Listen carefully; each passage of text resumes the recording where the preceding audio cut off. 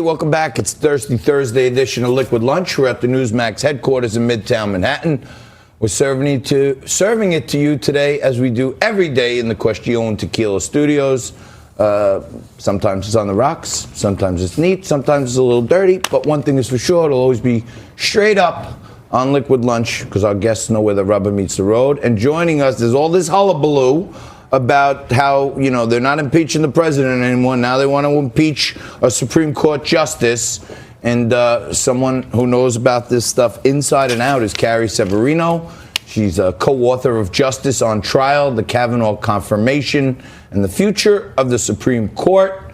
There's her book. It's available everywhere. Make sure you go out there and get it. And Carrie, thanks for joining us today on Liquid Lunch. Bill Cortez joins us on set, and Frank Morano, of course, is here with me as always. But you did a significant amount of research and homework and all this other stuff. Certainly a lot more than the New York Times, or at least you printed what you heard, and they printed fallacy and suggestion, if you ask me. But what are the things America really needs to know about how they have assailed this man? Well, this is unfortunately not the only time they've done this, right? We saw it this time last year. It was a very similar pattern. It's kind of why we wrote Justice on Trial, to expose this and show people what it is. You come out there with a sensational allegation that sounds really damning, sounds crazy. And what's hidden is, no, they don't mention, even though they knew, the weaknesses with it. You know, in the earlier allegations, big weaknesses, there's no corroboration, and there's no one that says that they've seen it. They didn't want to focus on that. With the Debbie Ramirez story, for example, that was the Yale incident of exposure that was alleged. That was one that the New York Times itself, and it was Robin Pogrebin at the New York Times who was doing the research on this, looked and talked to everyone they could in the class, could not get anyone to corroborate it. And then the New Yorker is the one that had the low enough journalistic standards to run with it. It seems like the New York Times is now keeping up with the Joneses. They've had to lower their standards a little bit just to keep up. So this new book, they do the same thing. Now they say, oh, great, we have this new allegation. Okay, well, what's new about it? Well, it turns out nothing. It was out there during the events, but the senators didn't end up following up on it. They didn't even end up turning it over to the Senate Judiciary Committee. And the allegation itself is bizarre. It's the idea is that Kavanaugh was at a party, exposed himself, and then his friends put his genitalia in this woman's hand. I mean, I don't think I fully understand the physics of how that works, and maybe I just go to the wrong parties. We wouldn't know anything about that, Carrie, might I add. But on top of which, this story is like this third-hand telephone game of the woman originally who's alleged to be the victim says she doesn't even remember it. Billy, so it sounds like a great story until you get to the part where it's like, oh, and actually the underlying person says they don't even remember it. So where did the story go?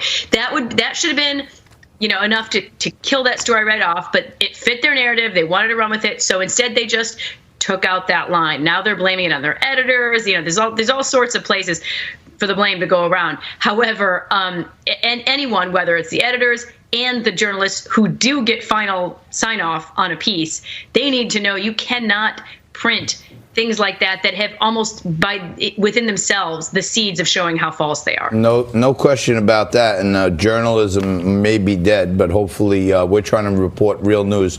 Hey, Billy, also coming out as part of this is there's almost a suggestion going around that Kathleen Blasey Ford, her corroborating witness, doesn't even remember this situation either. So that whole thing may have an asterisk. It's just deja vu all over again. I mean, I thought we kind of moved on from this when they tried to derail Kavanaugh's confirmation last year and obviously failed. But what's amazing is that it seems like the New York Times is almost just playing by the Democrats' playbook at this time in terms of the timing, giving the Trump administration, giving Democrats another weapon to bludgeon Trump, and Republicans amongst, women that many of which are going to decide these elections, these Senate elections coming up as well. But what you see is just you have to, I think, suspend disbelief when you look at the real facts here, what people are saying, who's willing to corroborate, and to bring it back up again and to see Democratic candidates for president come out and denounce and call for impeachment. I mean,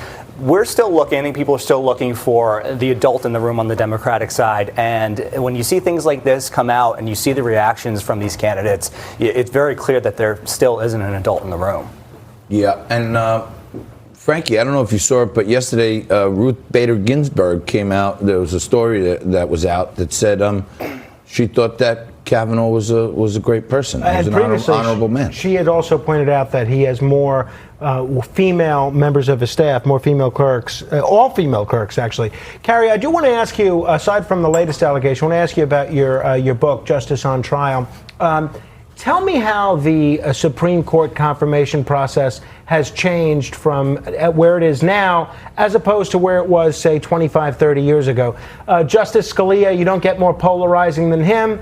He was, I think, approved by the U.S. Senate with 98 votes. How did we go from an era where Scalia was approved with 98 votes, where Democrats or Republicans don't just oppose the person on the other side, they work to destroy them?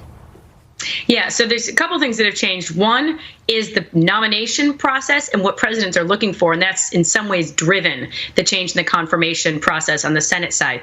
A big change is that really, I think what started all of it is Republicans started actually appointing conservative justices. This, unfortunately, was not always how it was. Back to President Eisenhower, nominated some of the most liberal justices in history, and Earl Warren, who is like known for being the most liberal Chief Justice in recent memory. And it was only when with Ronald Reagan he actually started saying, okay, we need to make sure these people don't just have R's after their name, but actually have a conservative judicial philosophy. By that point, the left had been very successful at using the courts to advance its own radical agenda. When it's too radical for the American people to do through Congress, they then turn to the courts, and the courts have been very helpful to them. So this represented a real threat to them. Oh my gosh, they're going to put these different people on.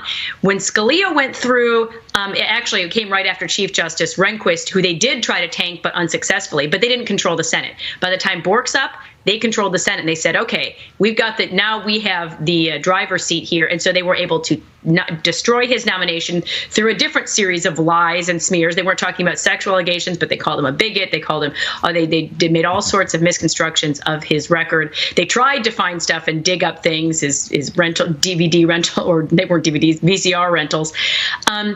And then it continued on with Justice Thomas. Again, whenever the court's most at threat of moving to the right, because Thomas was replacing a liberal justice, they knew it was going to switch. And so that's when they go crazy. This time, again, you're replacing a swing vote. They start going crazy. And each time we ratchet it up again.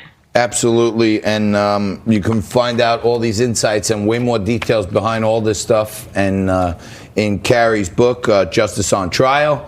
I want to thank Bill Cortez for hanging around an extra segment. Billy, thank you very much. Thank you. And I want to thank you for watching every day. Thanks, Carrie. Thank you. But you stay right there, folks. Watch these commercials quick, and we'll be back right after this with Howard Husick from the Manhattan Institute.